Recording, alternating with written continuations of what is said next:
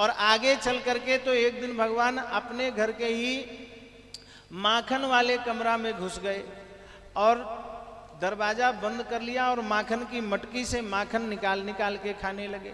मैया ने खटपट की आवाज सुनी तो मैया को लगा ओहो, लगता है कि कोई बिल्ली माखन वाले कमरा में घुस गई।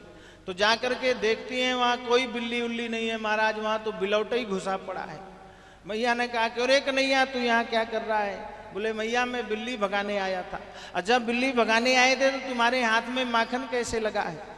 बोले मैया तूने जो मेरे हाथ में सोने का कंगन पहना रखा है, इसमें जो पद्म राग की मड़ी जड़ी हुई है, इसमें इतनी गर्मी होती है, इतनी गर्मी होती है कि मेरा हाथ जलने लगता है, इसलिए मैंने अपने हाथ को ठंडा करने के लिए माखन की मटकी में डाल दिया।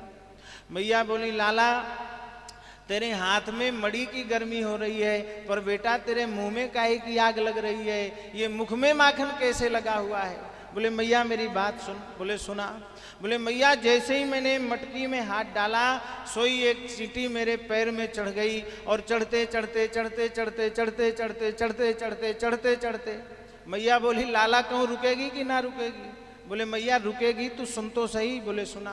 बोले मैया वो चींटी चढ़ते चढ़ते मेरे मुख तक आ गई और जैसे ही मुख पे आई उसने बड़ी जोर से काट लिया। सो मैया मेरा हाथ अपने आप ही मुख पे जा करके उस चींटी को पकड़ने के लिए गया और मेरे मुंह में माखन लग गया। मैया ने कहा बेटा आज तो तू बच गया चींटी के नाम पर, मड़ी के नाम पर एक दिन एक बात ध्यान रखना, जिस दिन तेरी चोरी पकड़ी गई ना बेटा ऐसी मार लगाऊंगी कि तुझे छठी का दूध याद आ जाएगा।